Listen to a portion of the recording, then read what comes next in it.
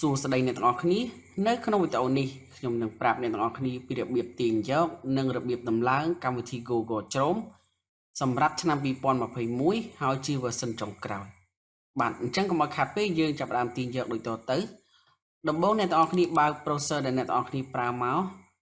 ហើយអ្នកទាំងអស់គ្នាអាចចុចនៅក្នុង link ដែលខ្ញុំបានដាក់នៅក្នុង description ខាងក្រោមវីដេអូហ្នឹងទៅវានឹងនាំអ្នកទាំងអស់គ្នាទៅដល់ទំព័រមួយដែលអាចទាញយកកម្មវិធី Google Chrome បានបាទចឹងនៅពេលដែលយើងចុចទៅវានឹងចេញមកបែបនេះកន្លែងនេះគេប្រាប់យើងថាវាគឺជា Google Chrome version 94.0 ណាគឺជា version ចុងក្រោយបំផុតបន្តមកទៀតអ្នកទាំងអស់គ្នាខ្វែងអានេះចេញមកហើយយើងអោសចុះក្រោមបន្តិចដល់កន្លែងនេះវាមាន2ទី1គឺសម្រាប់64 bit ហើយនិងទី2សម្រាប់32 bit អញ្ចឹងបើសិនជាអ្នកទាំងអស់គ្នា32 bit អ្នកទាំងអស់គ្នាគ្រីសលើ32 bit នេះទៅប៉ុន្តែបើកុំព្យូទ័ររបស់អ្នកទាំងអស់គ្នា64 bit យើងថិចលើ64 bit ហ្នឹងទៅបន្តមកទៀតអ្នកទាំងអស់គ្នាចុចពាក្យថា direct download នេះមកបាទហើយយើងចាំកន្លែងនេះឲ្យវាចេញពាក្យ successful ណាយើងចាំបន្តិចទៅ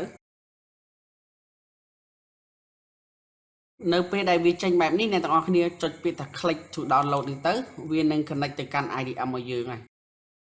បាទបន្តមកទៀតអ្នកទាំងអស់គ្នារើសកន្លែងដែលអ្នកទាំងអស់គ្នាត្រូវទុកទៅឥឡូវខ្ញុំដាក់វានៅលើ desktop ចោះហើយបន្តមកទៀតយើងចុចពាក្យថា start download បាទ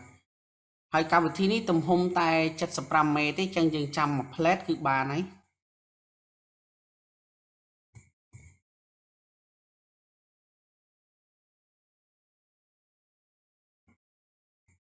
បាទឥឡូវវាពេញហើយអញ្ចឹងយើងអាចបិទវាបានទាំងអស់ហើយ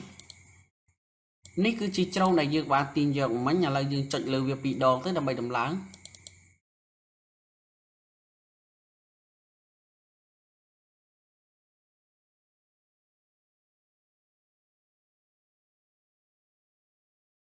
បាទនៅពេលដែលយើងដំឡើងរួចរាល់វាចេញពាក្យអញ្ចឹង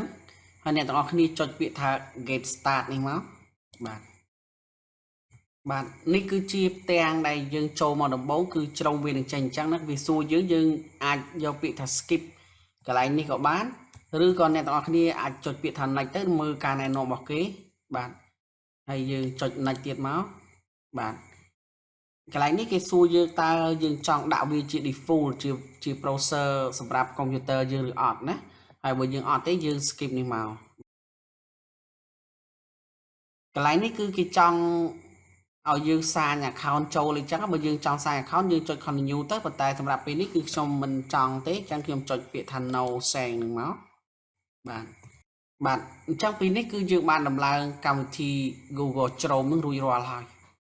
បាទអញ្ចឹងនៅក្នុងវីដេអូនេះគឺខ្ញុំមានតែប៉ុណ្្នឹងទេ